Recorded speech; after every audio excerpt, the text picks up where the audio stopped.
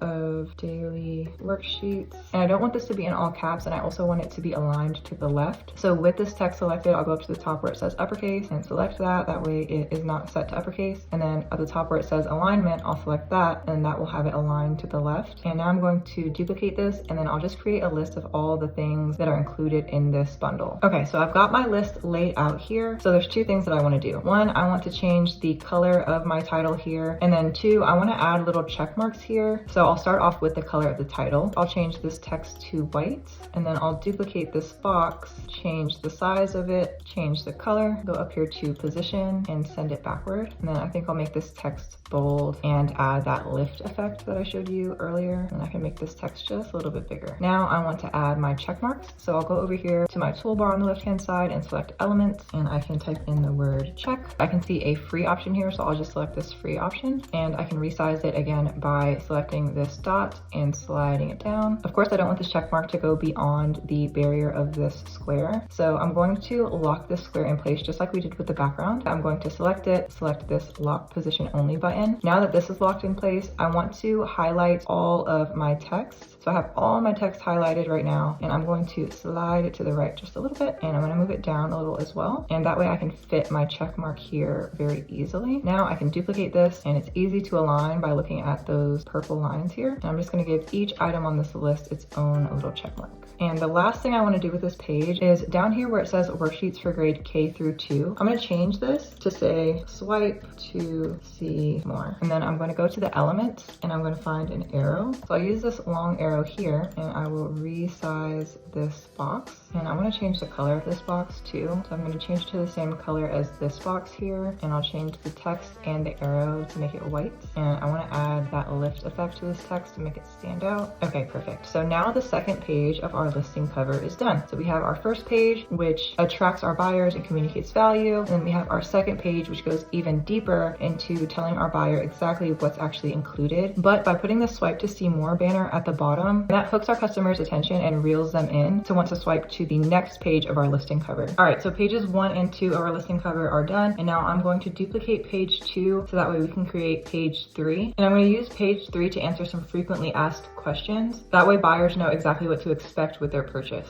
So I changed the title to say frequently asked questions, and I'm going to delete the images of our products here, and I'm going to delete this title here, and I'm going to resize this rectangle. That way I can use the space to address the frequently asked questions. I'm going to leave this little swipe to see more banner here at the bottom because this isn't the last cover that we're going to include in our listing. Okay, so as I insert these questions and answers, all I'm doing is selecting the text, duplicating it, and then playing around with the positioning to make sure that it looks good. I'm going to fast forward through this process, that way you don't have to watch it since it's tedious, but it's probably going to be a good idea for you to pause the video and jot down these FAQs. That way you can copy them and use them for your own listing covers. So the third page of our listing cover is done. So we have our frequently asked questions here in bold and then answered beneath each of them. I like to include a frequently asked questions on each of my downloads because this accomplishes 2 things. 1, if the buyer has any doubts about your customer service or about purchasing a digital download, any concerns that they might have will be addressed here, and this will increase the likelihood that they're actually going to purchase their items. And then also this does wonders for customer service because buyers already have an expectation of how their purchase is going to go. And as a digital product seller, my favorite thing about it is that it generates passive income, which means that I don't have to log on to Etsy and actually do work on my shop every single day. Before, I was consistently adding a frequently asked questions listing cover on each of my digital product listings. I was getting a lot more customer service requests from people who couldn't access their files. And also this last question here where you're encouraging your customers to send you a message if they have any trouble with their order, this can actually result in your overall ratings being higher. Instead of rushing to give you a bad review because they can't find their download, they're confident that they can just reach out to you and they can get their issue resolved. So they're more likely to message you and come to a positive resolution, and you have the opportunity to turn a somewhat dissatisfied customer into a happy customer who could even leave you a positive review. So we've got the third page of our listing cover done, and now there's one more page that I want to show you how to make. So I'm going to duplicate duplicate this third page here. And this fourth page is super simple. By now, our customer knows exactly what's included in our product and they know exactly what to expect with the purchasing process. So now if they've made it this far, all we have to do is close the sale. And a really easy way to go ahead and close that sale and maximize your conversion rate is to go ahead and include a promo code at the very last page of your listing cover. So that's what we're going to do on this page. So I'm going to delete this, swipe to see more, and I'll delete all of this text.